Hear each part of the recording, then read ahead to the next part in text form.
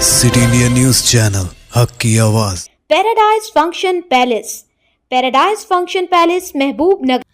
तेलंगाना भर में आज 17 सितंबर को रियासती हुकूमत की जानिब से अवामी हुकूमत तकरीबात का इनेकाद किया जा रहा है। वहीं ज़िला महबूब नगर मुस्तक़र में भी अवामी हुकूमत प्रोग्राम का अहतमाम किया गया। इस प्रोग्राम में मेहमान खुसूसी की हैसियत से तेलंगाना रियासती वज़ीर बराए आबकारी, खेल और सयाहत जुपल्ली कृष्णा राव ने शिरकत की। जुपल्ली कृष्णा राव ने मुकामी रुकन असम्बली अन्नम श्रीनिवास रेड्डी के हमरा सबसे पहले तेलंगाना के शहीदों की यादगारी पर पहुंचकर गुरहाए अक़ीदत पेश करते हुए खिराज तहसीन पेश किया और बाद अज़ां महबूब नगर के मरबूत कलेक्टर दफ्तर में कौमी परचम को लहराया। इस मौके पर रियासती वज़ीर जुपल्ली कृष्णा राव ने अपने खिताब में कहा कि 17 सितंबर को तेलंगाना अवामी हुकूमत के नाम का ऐलान किया है और उसी के तहत तकरीबात मुनक़िद कर रही है। चीफ मिनिस्टर की हैसियत से रेवंत रेड्डी ने 7 दिसंबर को हलफ लिया है और उसी दिन से तेलंगाना में अवामी हुकूमत का आगाज़ हो गया है। हर एक को आज़ादी मिल गई और समाज के हर फर्द को आज़ादी देना और समाजी इंसाफ पहुँचाना और मसावी दर्जात देना ये अवामी हुकूमत का मकसद है। अवाम को दिए गए 6 ज़मानतों को हर हाल में अमल करने का यह हुकूमत अज़म कर चुकी है और उसको नाफिज भी कर चुकी है। उन्होंने कहा कि हमने 6 गारंटी के वादे इक़्तिदार में आने के लिए नहीं किया बल्कि अवाम की दिलों की उमंगों को महसूस करते हुए किया है। उन्होंने कहा कि महालक्ष्मी के तहत रियासत में ख़वातीन के लिए मुफ्त बस सफ़र की सहूलत फराहम की गई और इसी तरह 500 रुपये में मुस्तक अफराद में गैस सिलेंडर और 200 यूनिट बिजली मुफ्त फराहम किया जा रहा और इसी तरह आरोग्यश्री स्कीम को 5 लाख से 10 लाख तक बढ़ाया गया है, क्योंकि हुकूमत को इस बात का बखूबी अंदाज़ा है कि इलाज के लिए बाज़ दफ़ा मकानात को फ़रोख्त करना पड़ता है। इसलिए अवामी हुकूमत गरीब और मुस्तक अफराद को आसानी पहुँचाने के लिए आरोग्यश्री को 5 लाख से 10 लाख तक इजाफ़ा कर दिया है। उन्होंने मज़ीद कहा कि तेलंगाना को सयाहत के तौर पर भी उभारा जा रहा है। तमाम सयाहती मकामों के पास तरक्याती मंसूबे बनाए जा रहे हैं ताकि तेलंगाना के बेरोज़गार नौजवानों को रोज़गार फराहम हो सके और इसी तरह सयाहों को तमाम सहूलियात हासिल हो सके। उन्होंने आवाम से अपील की कि अपनी ज़िंदगियों में सयाहत की तफरीह को जगह फराहम करें ताकि ज़िंदगियों में जो थकान है वो दूर हो सके और तफरीह सेहत के लिए भी फ़ायदेमंद है। उन्होंने इस मौके पर कहा कि मुल्क के लिए कुर्बानियाँ देने वाले साबिक़ वज़ीर-ए-आज़म राजीव गांधी के मुजस्समे को सेक्रेटेरिएट में तनसीब करना बीआरएस कायदीन को हज़म नहीं हो रहा है। जिस ख़ानदान ने मुल्क के लिए कुर्बानियाँ दी और तेलंगाना रियासत दिया, उस ख़ानदान के फ़र्द के मुजस्समे को हटाने की बात करना काबिल अफसोस और काबिल मज़म्मत है। इस अवामी हुकूमत तकरीब में रुकन असम्बली देवरकदरा जी मधुसूदन रेड्डी, रुकन असम्बली जडचल्ला अनिरुद्ध रेड्डी, अक़लियती मालियाती कॉरपोरेशन चेयरमैन उबैदुल्ला कोतवाल, ज़िला कलेक्टर विजेंद्र बोई, ज़िला SP Janaki IPS, additional collector Shivendra Pratap, सदर नशीन बल्दिया महबूब नगर आनंद गौड़ के अलावा दीगर मौजूद थे। ముఖ్యమంత్రి వర్యులు శ్రీ రేవంత్ రెడ్డి గారి నాయకత్వంలోని ప్రజాప్రభుత్వం సెప్టెంబర్ 17ను తెలంగాణ ప్రజా పాలన దినోత్సవంగా నిర్వహిస్తూ ఉన్నాం. తెలంగాణ నిజాం పాలన నుండి ప్రజాస్వామ్య వ్యవస్థకు పరివర్తన చెందిన రోజు సెప్టెంబర్ 17 తెలంగాణ ప్రజా పాలన దినోత్సవంగా రాష్ట్ర ప్రభుత్వం ప్రకటించింది. ముఖ్యమంత్రిగా శ్రీ రేవంత్ రెడ్డి గారు డిసెంబర్ 7వ తేదీన అధికార పగ్గాలు చేపట్టిన నాటి నుంచే తెలంగాణలో అసలైన స్వేచ్ఛా స్వాతంత్ర వాతావరణం వెల్లివిరిసింది. ప్రజలు పోరాడి సాధించుకున్న తెలంగాణ స్వరాష్ట్రంలో ప్రజాస్వామిక శకం ఆరంభమైంది. కొత్త ప్రభుత్వంలో ప్రజాపాలన, పారదర్శక పాలన, సమాజంలోని అన్ని వర్గాలకు స్వేచ్ఛ, సామాజిక న్యాయం, సమాన అవకాశాలు కల్పించాలన్నది ప్రభుత్వ లక్ష్యం. ప్రజలకు ఇచ్చిన మాట ప్రకారం 6 గ్యారంటీలను అమలు చేసేందుకు కంకణ కట్టుకున్నది ప్రభుత్వం. ఈ ప్రజాప్రభుత్వం ప్రజలకు ఇచ్చిన వాగ్దానాల మేరకు అభయస్థం హామీలను ఒక్కొక్కటిగా అధికారంలోకి వచ్చిన 45 గంటల నుంచే అమలు చేయడం ప్రారంభించింది. మేమిచ్చిన హామీలు ఎన్నికల్లో ఏదో విధంగా గెలవాలనే ఉద్దేశంతో ఇచ్చినవి కావు. ప్రజల గుండె చప్పులకు స్పందించి రూపొందించినవి. సంకల్ప బలం, చిత్తశుద్ధి, సమర్థత, నిజాయితీ పునాదులుగా నిర్మితమైన మా ప్రభుత్వానికి అలవి కానివి లేవని నిరూపించాయి. మరి ఇందులో చాలా అంశాలు ఉన్నాయి. మహాలక్ష్మి పథకం ఇందుకు తొలిమెట్టుగా రాష్ట్ర మహిళలందరికీ ఇప్పటికే మహాలక్ష్మి పథకం కింద ఉచిత ఆర్టీసీ బస్సు ప్రయాణం కల్పించాం. జిల్లాలో ఇప్పటిదాకా దాదాపు 99.52 లక్షల మంది మహిళలు మహిళాలక్ష్మి పథకాన్ని వినియోగించుకున్నారు. దీని ద్వారా మహిళలకు 41,13,00,000 రూపాయలు లబ్ధి చేకూరింది. అట్లాగే రూపాయలు 500కే గ్యాస్ సిలిండర్, మహాలక్ష్మి పథకం కింద 500 రూపాయలకే గ్యాస్ సిలిండర్ను అర్హులైన వారందరికీ సరఫరా చేస్తున్నాం. ఇప్పటి వరకు 59,632 మంది వినియోగదారులకు 59,632 గ్యాస్ సిలిండర్లు పంపిణీ చేయడం జరిగింది. దీనికి గాను ప్రభుత్వం 162.7 లక్షల రూపాయలు సబ్సిడీ అందించింది. అట్లాగే గృహజ్యోతి పథకం కింద నెలకు 200 యూనిట్ల విద్యుత్తును అర్హులైన వినియోగదారులకు ఉచితంగా ఇస్తూ ఉన్నాం. మహబూబ్నగర్ జిల్లాలో ఇప్పటి వరకు 1,24,287 జీరో బిల్లులు జారీ చేయడం జరిగింది.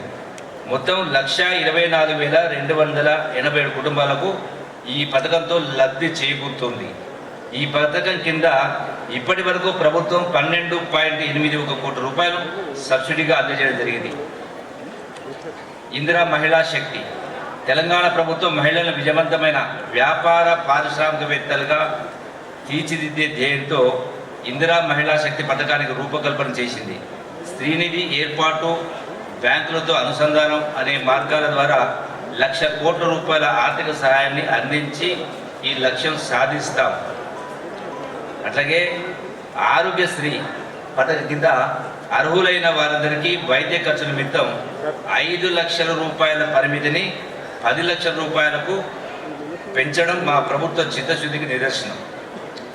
ఎందుకంటే పేదవాళ్ళు ఆరోగ్యం కోసం ఆస్తులు అమ్ముకోవాల్సిన అవసరం లేకుండా, పుస్తకాలు అమ్ముకోవాల్సిన పరిస్థితి రాకుండా పేదలను ఆదుకునేటువంటి లక్ష్యంతో రూపొందించిన పథకం. అంతేకాకుండా ప్రస్తుతం ఈ ఆరోగ్యశ్రీలో ఉన్న 1,672 చికిత్సల్లో 1,370 చికిత్సలకు ప్యాకేజ్ ధరలను సగటున 20% పెంచడం జరిగింది. ఆరోగ్యశ్రీ పథకంలో కొత్తగా 163 వ్యాధులను చేరుస్తూ దాని పరిధిని కూడా విస్తరించాం. ఆరోగ్యశ్రీ పథకంలో భాగంగా జిల్లాలో ఇప్పటి వరకు 91,092 మంది లబ్ధిదారులు శస్త్రచికిత్సలు చికిత్స ద్వారా లబ్ధి పొందారు. దీని కొరకు తెలంగాణ ప్రభుత్వం 201.7 కోట్ల రూపాయలు ఖర్చు చేయదండి. ఈ సందర్భంగా ఇక్కడ ఉన్నటువంటి మహిళా సోదరిమణులకు ప్రజాప్రతినిధులు విజ్ఞప్తి చేస్తా ఉన్నా, చాలామంది విషయం తెలియకనో లోతుగా దానిపైన అధ్యయనం చేయని కారణంగా తెలియక చాలా హాస్పిటల్తో డబ్బులు ఖర్చు పెట్టుకుంటూ ఉన్నారు. ప్రతి జబ్బుకు చాలా హాస్పిటల్స్లో దానికి మనకు అవకాశం తెలియక మన డబ్బులు ఖర్చు పెడతారు ఆ స్కీమ్ కింద. సో దానికి సంబంధించి వీలంత త్వరలో ఈ అవిభక్త మహబూబ్ జిల్లాలో ఉన్నటువంటి 5 జిల్లాలకు ఆ ఆరోగ్యశ్రీ పథకం ద్వారా ఏ జబ్బులకు ఏ హాస్పిటల్ ఏముంటాయో బుక్స్ ప్రింట్ చేసి జిల్లా కలెక్టర్ ద్వారా వాటిని పంపిణీ చేయించే కార్యక్రమం చేస్తామని చెప్పని ఈ వేదిక ద్వారా నేను విజ్ఞప్తి చేస్తాను. ఎవరు కూడా అప్పుల పాలు కావద్దని. అట్లాగే ఇందిరమ్మ ఇళ్ళు గతంలో చాలామంది చాలా మాటలు మాట్లాడింది. సందర్భం కాబట్టి ప్రజలకు తెలియాలి కాబట్టి చెప్పాల్సిన అవసరం ఉంది. ఆ రోజున నాయకులు కొందరు మాట్లాడింది, బిడ్డ వస్తే ఎక్కడ ఉండాలి, అల్లుడు వస్తే ఎక్కడ ఉండాలి, గొర్రెనీడ కట్టేయాలి, బర్రెనీడ కట్టేయాలి, 5 లక్షల రూపాయలు డబుల్ బెడ్రూమ్లు కట్టిస్తా ఉన్నారు. కానీ గడిచిన 10 సంవత్సరాల కాలంలో ఎక్కడ కూడా అది జరగల.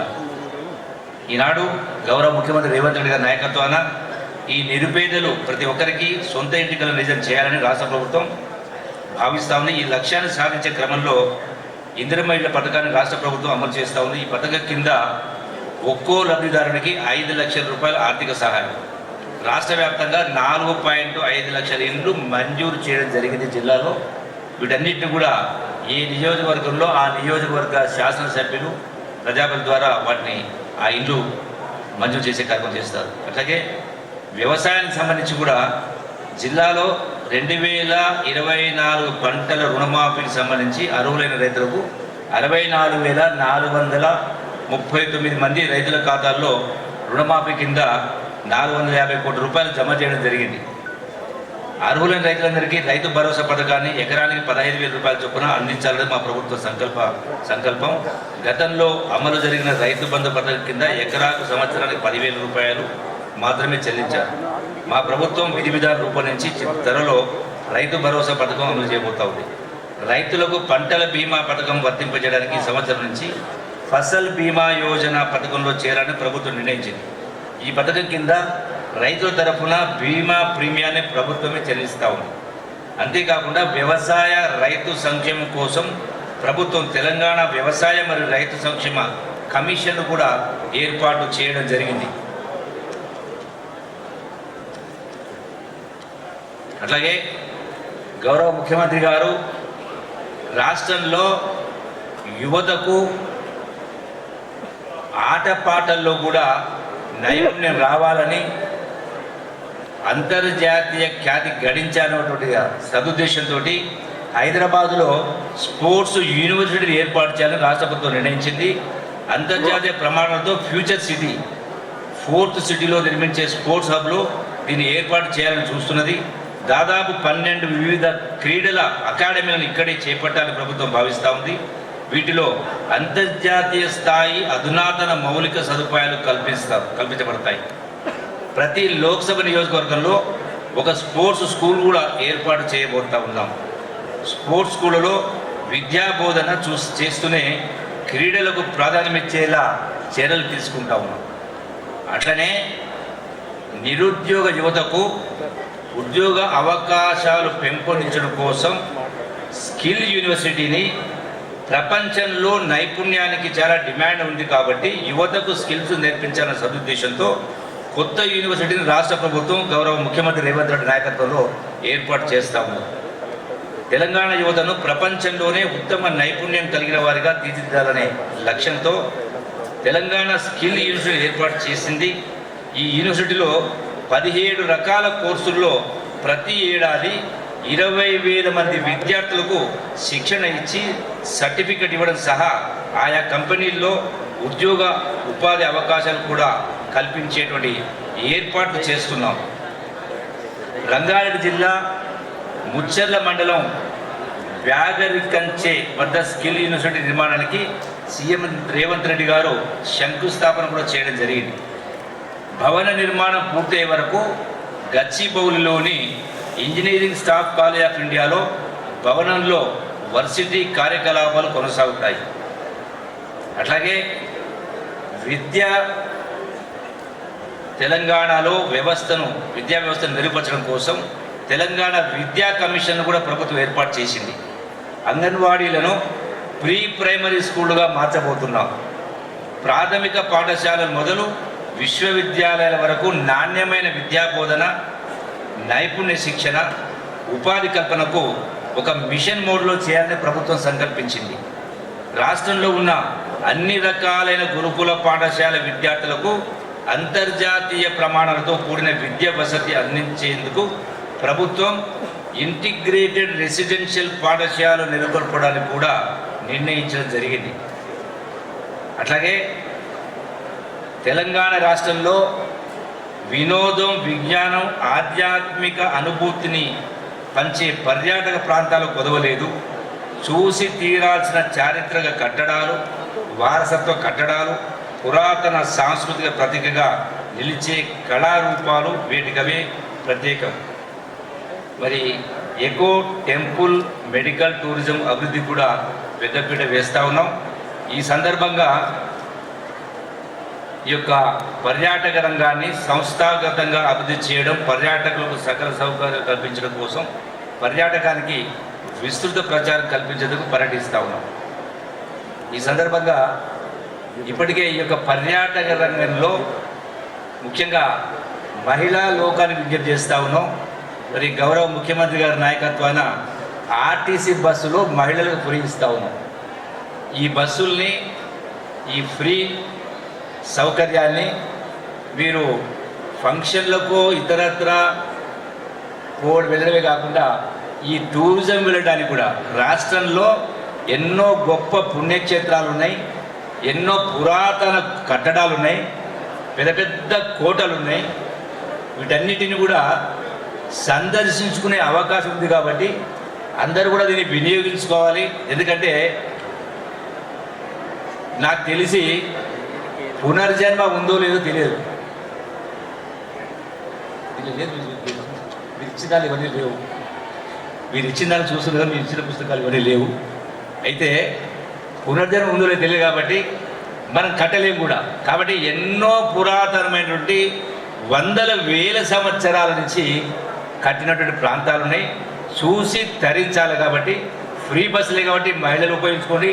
అట్లాగే దాన్ని శ్రీకారం చుట్టిన మా గౌరవ శాసనసభ్యులు కూడా ప్రతి నెల ఒకరోజు మంత్రులైనా, ఎమ్మెల్యేలైనా, ప్రజాపతులైనా, విద్యార్థులైనా, ఉద్యోగులైనా, నిరుద్యోగులైనా అందరూ కూడా నెలకు ఒకరోజు టూరిజం కోసం గడపాలా, చూడాలా, చూసి తరించాలని చెప్పని ఈ వేదిక ద్వారా జిల్లా ప్రజానికానికి విజ్ఞప్తి చేస్తాం. ఎందుకంటే దానివల్ల కొంత మనసుకు ఉల్లాసం, ఆహ్లాదకరమైనటువంటి అవకాశం ఉంటుంది. కాబట్టి మనం సంపాదించి పోయేటప్పుడు ఏది కట్టుకపోయేది కాబట్టి ఉన్న జీవితం ఒకటే ఒకటి, ఆ జీవితంలో ఇది కూడా ఉంటుంది, మీరు భాగం చేసుకోవాలని కూడా విజ్ఞప్తి చేస్తూ, అట్లాగే తెలంగాణ అంటే నా శాఖ కూడా మరి టూరిజంతో పాటుగా కల్చర్ కూడా ఉంది, ఎక్సైజ్తో పాటుగా.